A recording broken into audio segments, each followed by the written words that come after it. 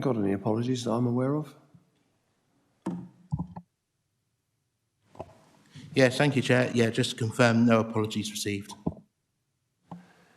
Appointment of my next job is the appointment of Vice Chair. Well, given the reshuffle that took place on the 1st of May, I'm going to nominate Byron Quayle to be Vice Chairman. And would you like to come and join me up here, please?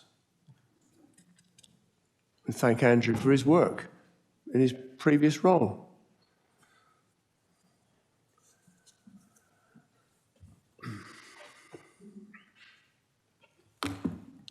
We've got the minutes of the meeting, previous meeting. We can all content with those?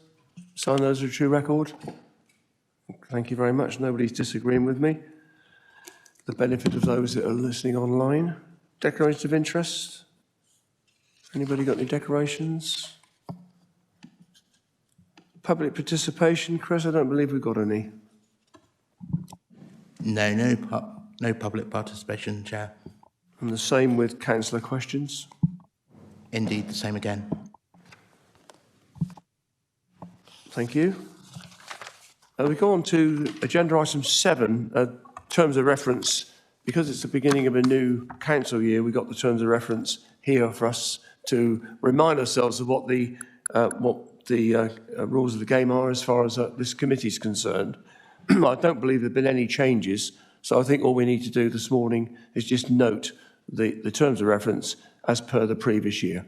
Agreed? Right, nobody's disagreeing with me. Go on to agenda item 8, the Dorset Council Commissioning Report. And I think I'm going to look at Claire on that one. Good morning. Good morning, everybody. My name's Claire Shields. I'm the Corporate Director for Commissioning and Partnerships in Children's Services and the author of this report. My report provides an update on the current position in relation to the enhanced cooperation between the Council and the Dorset Centre of Excellence. And just to assure members of the committee, we have continued with our regular contract review meetings, regular operational meetings, and close working relations as set out in the Enhanced Cooperation Agreement. Our contract management focuses on assessing the priority action plan, the stability and operation of the school, and preparation for any Ofsted inspections that we're expecting, and good progress is being made in that, which we as Commissioners will continue to monitor, and will monitor the outcome and actions arising from any future Ofsted inspection activity. As outlined in this report, you can see that governance in respect to the board is working really well now, and you will meet and hear from some of the members of the Dorset Centre of Excellence board today. The board and the subcommittees are meeting regularly, and we can see that there is good support and challenge to the executive leadership team, and I attend the board as an observer of that. Recruitment and retention is progressing well, and external support has been secured to support the Ofsted preparation, and we can see that that has been used well, and the findings of that are being implemented. We're expecting pupil numbers to be at 56 at the end of the school term, and are currently in lots of detailed planning and working together to make sure that we can get that implemented. And the relationship between the operational team at the school and our operational colleagues here in the council are strong and working well. Good to see that a pupil survey has elicited positive feedback for the majority of pupils, and personal planning for those pupils is working well and being embedded in the school. As you will see from the Chair's report, so I won't speak too much to it, community engagement is working well, and we can see enhanced and greater use of the site and the use of the facilities there, and that's continuing and will be planned to grow as we move forward. So in summary, at this stage, the enhanced cooperation agreement between the school, or the company and the council remains in place, and we're seeing the terms of that being met. But importantly, reducing levels of Dorset Council officer time and involvement as the executive leadership team has been significantly strengthened, and the board is performing its function well. We remain in this period of enhanced cooperation, but more and more focused on supporting the growth of the school and making sure that we deliver the arrangements in line with the block contract and agreements that are set out. happy to take any questions. Thank you very much, Claire. Teresa, anything to add to Claire's report? No, thank you, Chair. Just that we are very pleased to see the progress that continues. It continues to go forward at a steady, managed way, which is absolutely the right way for this school to progress. Thank you. Thank you very much. Colleagues, comments? All sounds pretty straightforward to me, and an encouraging overview of progress that's been made since the last committee meeting. So I think the recommendation is to note the report. We can tend to note. Everybody's agreeing, for those that are online. Go on to agenda item 9 now, which is the report for the Independent Chair of Board Directors. Ian, good morning. Thank you. I would like Claire, I introduce myself first of all. So I'm Ian Comfort, I chair the Board of Directors. I thought to help today, I'll break our report down into 3 areas really: the school and joining the school with the recruitment of staff to support the school, our commercial and community engagement side, and then the finance side. And I thought to help me out with that, it's much better than me speaking to it than to get some of the board members here to do that. So I'm going to ask Andy to speak about the school, and then Diane will hear, who's our chair of finance, will speak to finance, and Stuart, who's the chair of our subcommittee on commercial and community, will speak on that. And that's easier than me speaking all of the time. So I'll ask Andy first of all. Yeah, so to introduce myself, Andy Holder, Managing Director of the Dorset Centre of Excellence, and I'm giving an oversight today of progress made with the school and also around HR. I think, like Claire did before us, I'm very pleased to be presenting an improving picture regarding the school, and I think one of the elements that makes me feel more comfortable in passing that message forward is the amount of governance and quality assurance and independent views we've had regarding that. So we've had one recently employed inspector for Ofsted who was specialising in independent schools, specifically supporting with some training for the board around the independent school standards, and also some quality assurance and advice around our policies and our readiness for our upcoming Ofsted inspection. That has given us a lot of credibility, I think, in terms of our self-evaluation. And in addition, a second independent, recently ex-HMI, His Majesty's Inspector, has come and undertaken a 2-day inspection with free rein to give views about our readiness and our level of quality. And that was a very positive report, which has been shared with the Council and is part of our ongoing enhanced cooperation. So we're reporting an improving picture. We were, by this stage, expecting an Ofsted inspection, but they have not come yet. I think there's various components about that, why that may be, but they have not come yet. So that remains imminent, but every week that they have not come, it allows us more time to prepare, which is pleasing.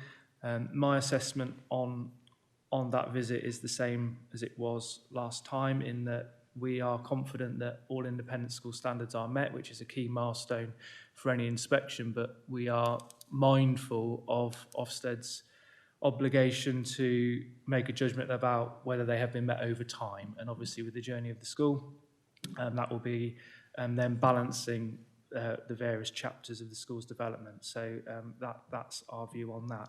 I put in the report here a little bit about our mini London Marathon charity event, which on the one hand doesn't seem particularly significant, but really for me it was quite symptomatic of the school developing as a community and it being stable and cohesive enough for us to do a whole school event, which hasn't always been possible. So that's the reason that's included, because I think it really feels like a milestone that the school is settled enough to do something as a whole, and that is positive in its community. So that really is the main focus for me in terms of feedback regarding the school, and I'll welcome questions, but what I might do is just quickly summarise the HR perspective at the same time, and then we could deal with questions around both at the same time, if that's an efficient way to tackle it.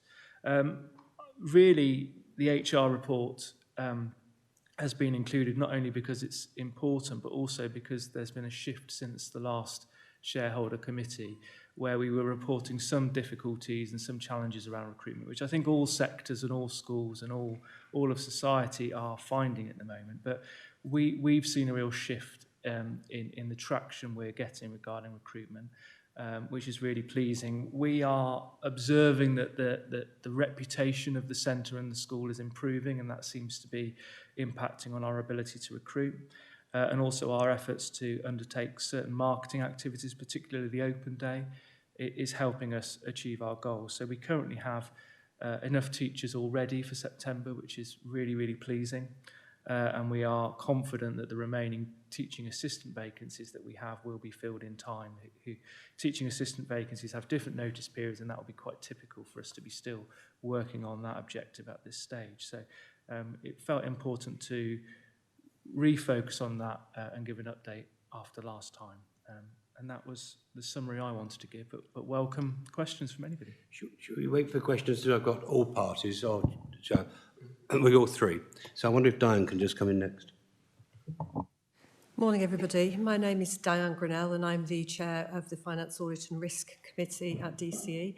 Just to give you a little bit of background, I am a chartered management accountant. I spent the vast majority of my working life working in education, and in particular in Dorset. I was the senior financial lead in a number of institutions, and for the last 6 years of my career I was the principal and chief executive of Bournemouth and Poole College, and during that time I sat on Dorset LEP and also for a year chaired their Finance Audit and Risk Committee. I retired in December 21, and since then I've joined the board at DCE. I'm chairing the Finance Committee there. I'm also a governor at Falmouth University, where I've just seemed to have picked up the chairmanship of the Finance Audit and Risk Committee. As a committee, we've been meeting monthly. I think that's been important for us to help the school regain stability in terms of its finances.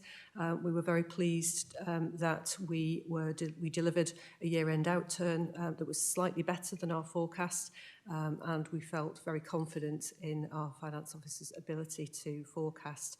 We spent a lot of time planning and monitoring. We plan to continue to meet monthly for the foreseeable future because we recognise that we still have to make sure that we're meeting all the milestones that will deliver the financial plan for the school. Thank you. And Stuart? Thank you, Ian. Yes, my name is Stuart Jones. I've been an independent board member of Dorset Centre for Excellence since October 2023, and I might add very proud to have been a board member of DCE since then. I chair the Commercial and Community Engagement Committee, and I also sit on Diane's Finance Committee. My other board experiences, I have been a governor of Bournemouth University for the last 7 years and remain in that position.